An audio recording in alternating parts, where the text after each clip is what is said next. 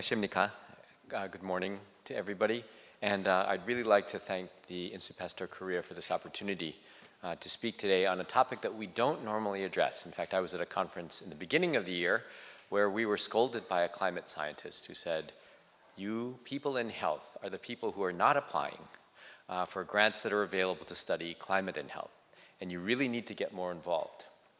And so we started a small effort at IVI around this, and I'm really grateful to the IPK for organizing and bringing together these experts, because I think I see some really terrific opportunities for future collaboration in some of the work that was presented today. And I also want to say, whenever I listen to a climate talk, I learn something, from Earth system dynamics to the forcing model, to climate as not a statistic but a physical set of physical features, or to learn words like charismatic megafauna, which I think was the best word of the best two words of the day. But I'm going to talk now about vaccines, but also then about pathogens, climate change, AMR, and developing vaccines. I'm calling them humanity's greatest challenges, and I think other people mentioned this as well. It's difficult to look at climate change in isolation, because when we think about all these big problems, they actually are all related. Just a little bit about IVI. It's an international organization to discover, develop, and deliver safe, effective, and affordable vaccines for global health. And so you can see that IVI, as an international organization, doesn't really have anything directly related to climate change.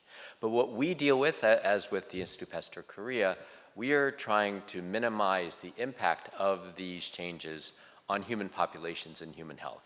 So we actually deal with a bit downstream, and although vaccine scientists like to think that we are the people, the white knights with the syringe in our hand, that they're going to be saving people, actually vaccines are a part of a comprehensive solution that involves not only vaccines and drugs, but also diagnostics and healthcare and all the other things that go into making people healthy. And that includes animal health, so One Health, but also impacts on the environment, and you'll see it on, the next slide, which is blank, but not for long, because we see the great challenges, and you can put the great challenges that humanity is facing now into buckets. A number of them are around society, certainly a large number of them around the planet, and I include AMR, climate change, the biosphere, which is biodiversity, but also global coverage and force, and of course pollution. Then we have the human population itself, which I just read is going to be decreasing, hopefully, by the end of the century. But the population has been increasing, and you don't have to go, I guess you can go back 200 years and read Thomas Malthus. So the effect of those populations on the next big challenge, which is scarcity of natural resources, of simple things like food and water, and then, of course, conflicts, which are often entirely of our own making, unfortunately.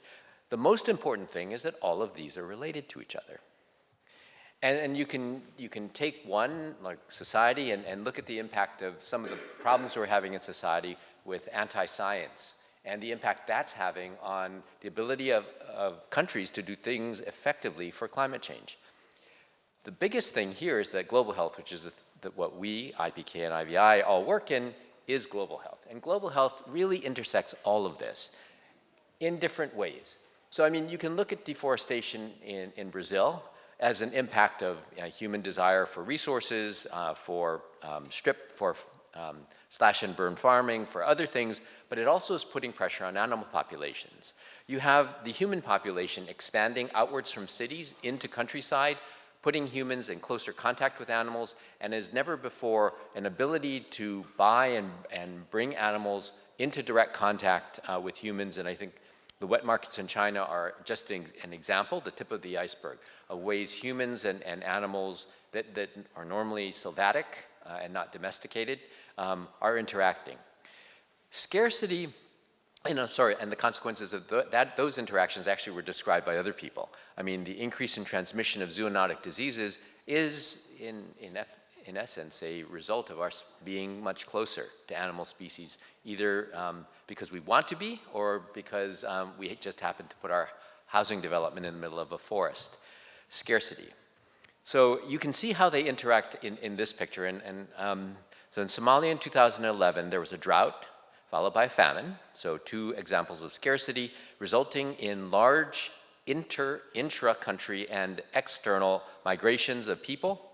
These large collections of refugees then suffered first from cholera, then from measles outbreaks. So the outbreak of diseases in the setting of these big challenges is very common and deadly. And you can see Goma, which is in what used to be Zaire, now Democratic Republic of Congo.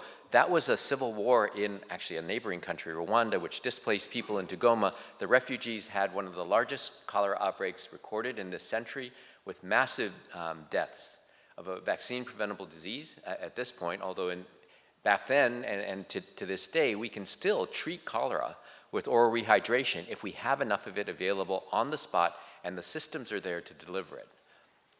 Society. And we are sometimes our biggest problem. And this is just an example of the anti-vaxxer movement in Italy. So again, remembering that all of these things are related, I'm going to focus on the planet and on climate change and AMR as those relate to some of the vaccines that IVI is developing. And so because of that reason, we come naturally to the topic of the emerging infectious diseases. And this has really been discussed in greater detail by the previous speakers. And you can see here, I've circled AMR and climate change, but you can see again, the things that are impacting emerging and re-emerging pathogens are things that are human origin.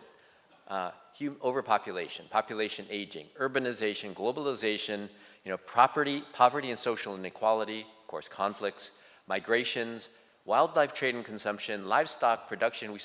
I didn't realize that there's a greater biomass of cows than humans, but that is an example of this. And then AMR and breaches in public health measures. All of these, to answer the question, where do emerging and re-emerging diseases come from? Humanity's greatest challenges. And they're listed all here. So what are these emerging infectious diseases? And this is a partial list. Actually, it's pre-pandemic, so you don't see SARS-CoV-2. Actually, you don't even see SARS-1 there. This was generated by the NIH, and you can tell by the NIH, they have a very distinctive way of producing slides. But these are some of the examples of diseases that are emerging and where they're occurring. And I think you've heard a number of them mentioned by previous speakers, because a lot of them are transmissions from animal reservoirs. So is there a way to predict this? And I think this gets to some of the even more detailed modeling that was presented earlier today. And I think this is, again, the reason why some of this collaboration could be very important. And again, this is from pre-pandemic. So taking, what what the vaccinologists are looking at and thinking about emerging infectious diseases, a group did an analysis of the different things that we could affect. So you can see cultivated, managed vegetation, pasture change, pasture, evergreen versus deciduous or needle leaf trees. And they went through all of these and then looked at their impact on emerging diseases. And what you found is there are the big 4 here, the things with the biggest effect: evergreen or broadleaf trees, population, global environmental strategy, and mammalian biodiversity. And it turns out it's not as simple as we thought.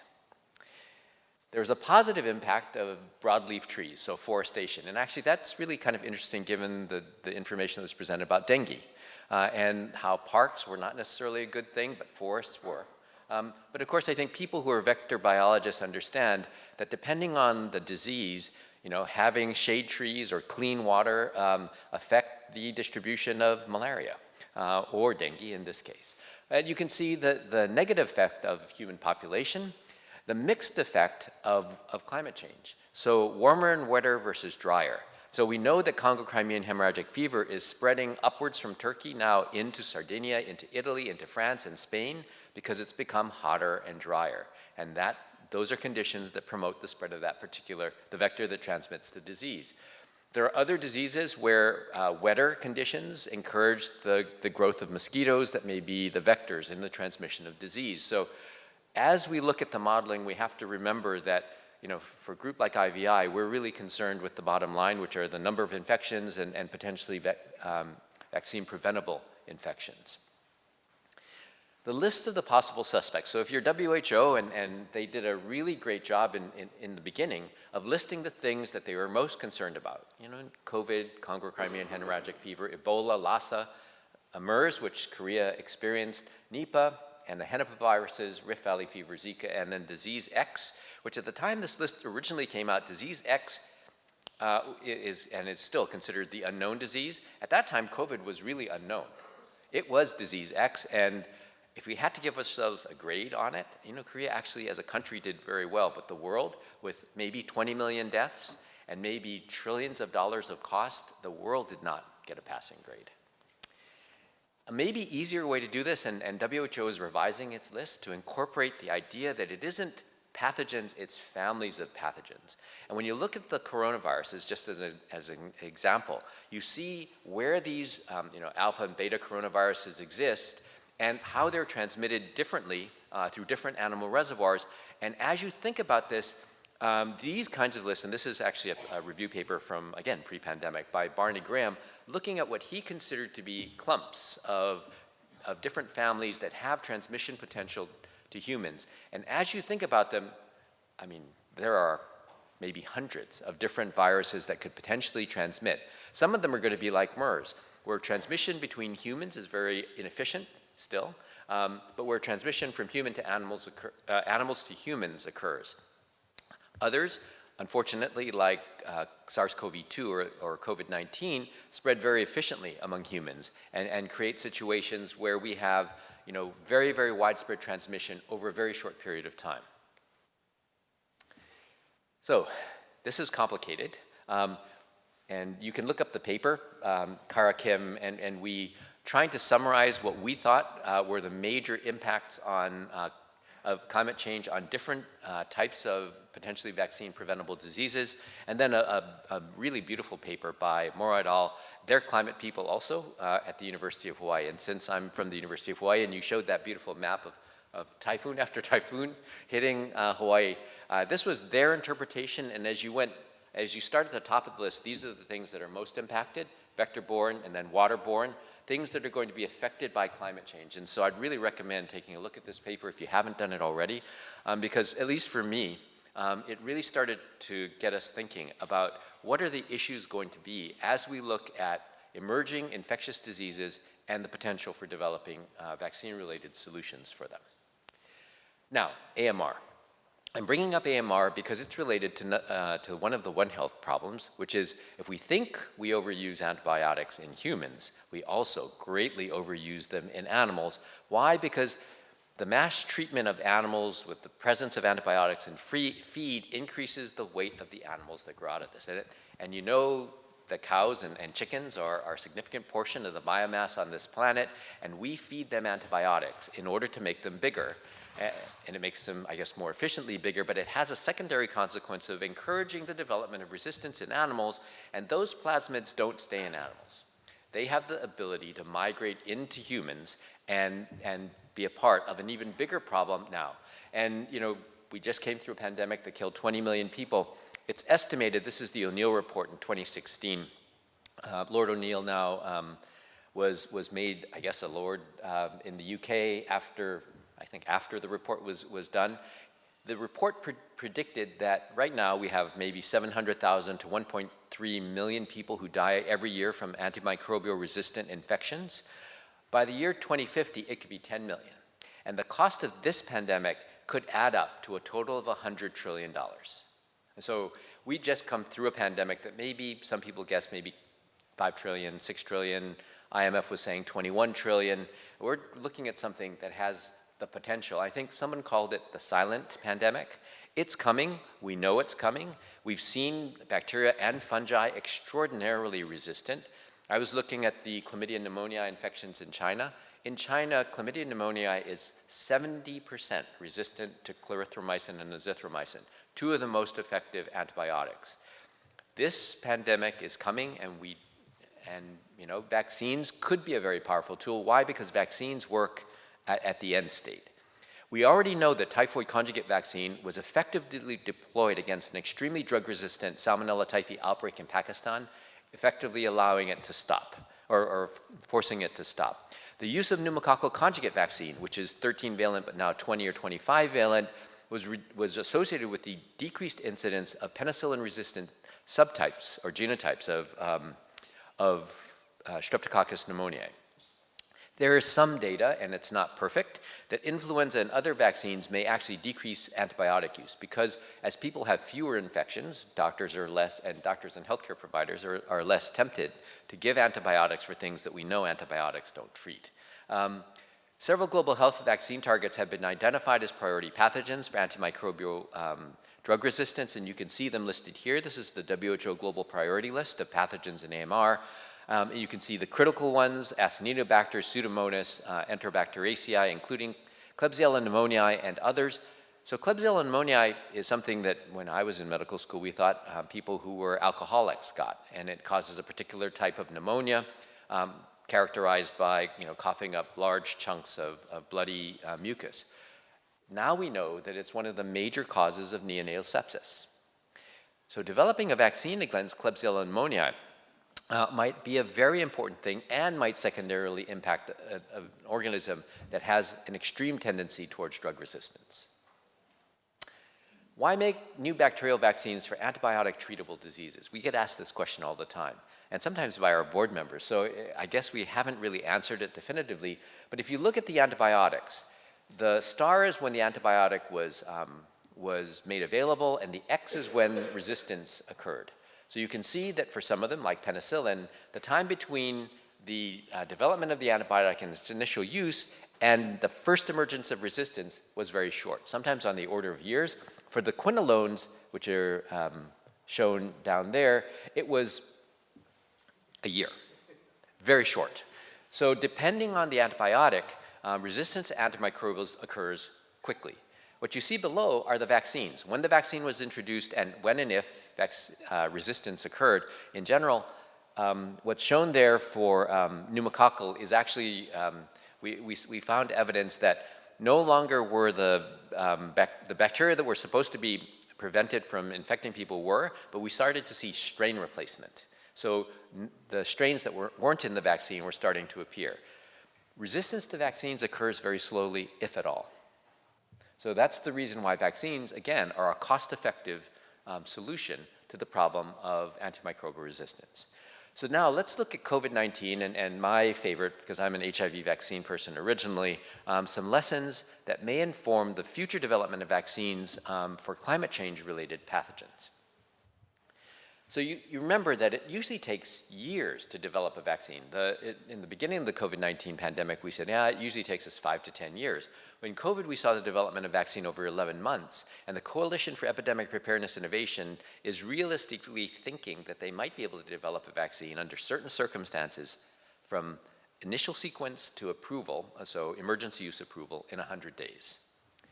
You can compare that to typhoid fever. You see the year in which the pathogen was linked to the disease in the late 1880s, the time when the first vaccine was licensed in the US, 1980. So often, yes, there's a long period of time between isolation of the organism and development of vaccine. That was changed. What we know is that the crisis spurred innovation. So we are capable of innovating in vaccines, and that innovation was not only in the science itself. It was also in our ability to look and very quickly evaluate a vaccine for safety and immunogenicity, manufacture that vaccine in large quantity, and I'll actually get into some of them in some of the other lessons. Lesson number 2, that was only possible because people put funding here. And so this gets to one of the big gaps. It's about leadership and funding. Because it's difficult to do science without funding. It's also difficult to do science if leaders don't recognize that this is a problem or are fighting you because for whatever reason, they don't believe that what you're telling them has a basis in science. This gets to a third problem, which is we don't probably teach science correctly because people aren't convinced by scientific arguments. And so we need to become better at teaching science and explaining science to the public. But the success of COVID-19 vaccines was directly related to $20 billion that the US government put in. You can see an even greater amount put in by the European Union to develop vaccines quickly and efficaciously. we have a similar emergency around climate change. We have similar urgency around other vaccines as well. One of the big questions was, well, you talk about these vaccines, but at the most, you make 500 million doses of influenza vaccine every year, and that's the most widely used vaccine. We have 8 billion people in this world. How are you possibly going to vaccinate them? Well, one of the things that COVID taught us is that we can scale to billions of doses. In the year 2021, we went from 0 to 11.2 billion doses of vaccine. These are the vaccines that were produced. So the world can make enough vaccine. The problem was more equity and access. It was harder to distribute the vaccine. Oops, I reversed the numbers, but it was more difficult to provide equity in vaccination than it was to produce the vaccines. Well, that gets to an important point. It isn't only the manufacturing, it's our ability to deliver vaccines. And this gets to health system strengthening.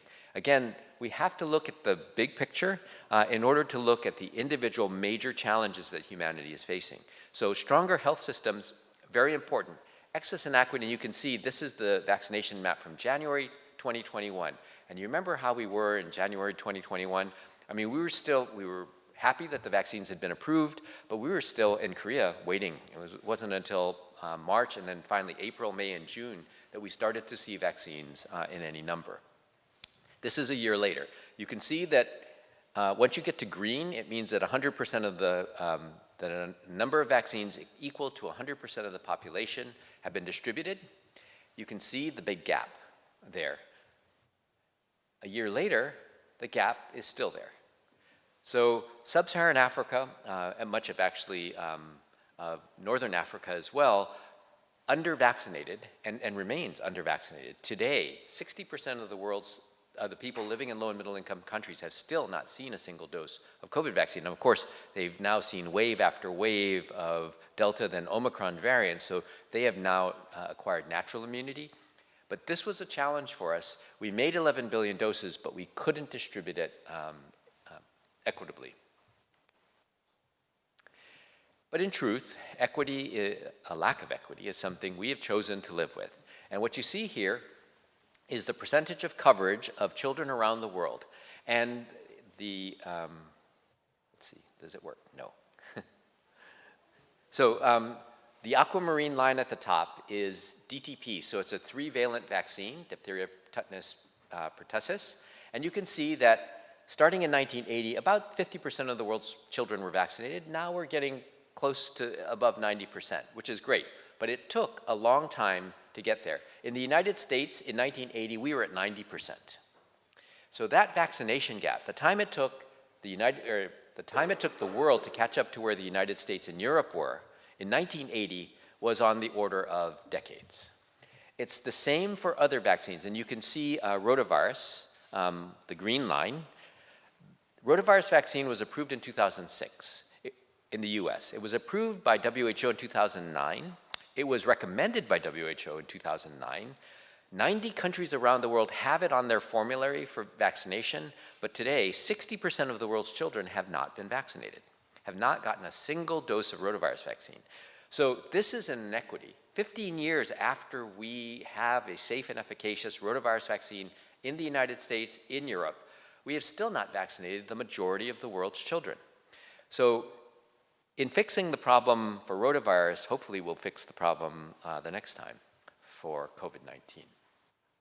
This is something that our preventive medicine professor in medical school taught us. Vaccines don't save lives, vaccination saves lives. And which gets to lesson number 5. Impact is about delivery. And you can see the healthcare delivery and access database that IHME, the Institute for Health Metrics Evaluation, developed, and you can see red has the least amount of access to quality healthcare, and you can see what parts of the world weren't vaccinated. And the two maps correspond. Health equity is also about delivery of safe and efficacious medication.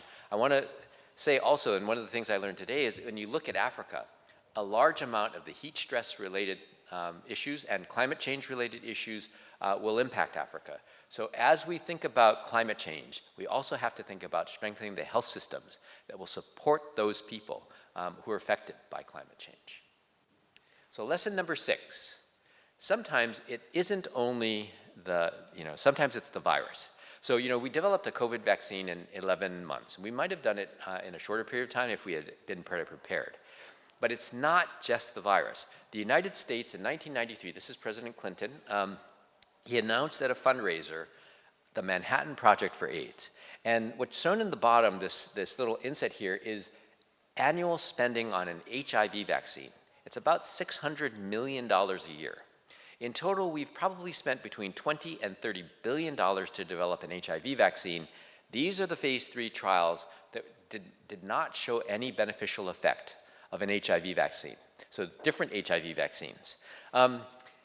So it's not just money, it's not just effort, it's really sometimes the virus. And so we have to remember that as we think about the things that are going to be affecting climate change, because not all the targets are going to be as easy as COVID-19. But I think that brings us to lesson number 7.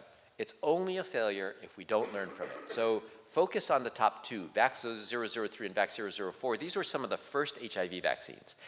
We thought we were really fancy with molecular biology in the 1980s. We could manufacture a protein in Chinese hamster ovary cells. And the protein, of course, was the spike protein of HIV.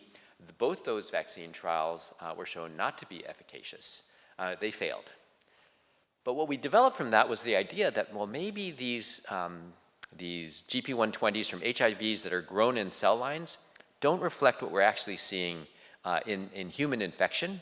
So we started to think maybe what we need are conformationally correct spike proteins. So we created the GP140C, which are stabilized GP140s, which look a lot more like what they're supposed to look like. And they're from a primary isolate. They're from an isolate that actually infected humans that wasn't grown in a T cell line. Well, that failed also. You can see HVTN 705 and 706 used those kinds of constructs. It didn't work. But then the group at the NIH, so Barney Graham, Peter Kwong, Jason McClellan, had this new idea about ways to look at the structure of the envelope protein. And started to come up with these really beautiful models of what a GP160 trimer looks like. And it turns out that the broadly neutralizing monoclonal antibodies recognize the trimer. They don't recognize the GP140 conformational or the simple GP120s that we had. They do bind, but they're not really avid in terms of binding. But the trimers were critical. So these trimers, and you can see the structures there, were used to develop the RSV, pre and post fusion, the pre-fusion RSV F protein, which was now the basis of a successful vaccine. And it was also used to develop the SARS-CoV-2 pre-fusion spike protein that was used in all but one of the licensed vaccines. So we learned from our mistakes, and we came up with a solution that was able to help with COVID-19. And so, again, I think having been in HIV vaccines and having experienced failure after failure of phase 3 trials, it's important that we learn from our mistakes. So, again, to emphasize that vaccines are not the only solution, they're a part of a comprehensive solution set to the great challenges. These are the vaccines that WHO has approved under the Global Vaccine Action Plan, which went until 2020, and these are the vaccines that were now approved by since 2020. These are the types of vaccines, and you can see, the vaccine field is as broad as the pathogens that are attacking us. So there are lots of different vaccines, lots of different types of vaccines, recombinant protein, nucleic acid, which are all right now primarily RNA. Inactivated vaccines, we talk about how quickly the RNA vaccines were developed. China developed the whole inactivated vaccines, which didn't work as well, but did prevent death in the same time. So new technology is not necessarily required, although it is helpful. And you can see some of the other vaccines that are currently in different stages of development around the world. And this provides a kind of overall view of infectious diseases vaccines and the vaccines that will impact climate change, if they're being developed, will be developed like these. These are the vaccines that are available in 2022. and the duration that they've been around, so you can see when they were discovered.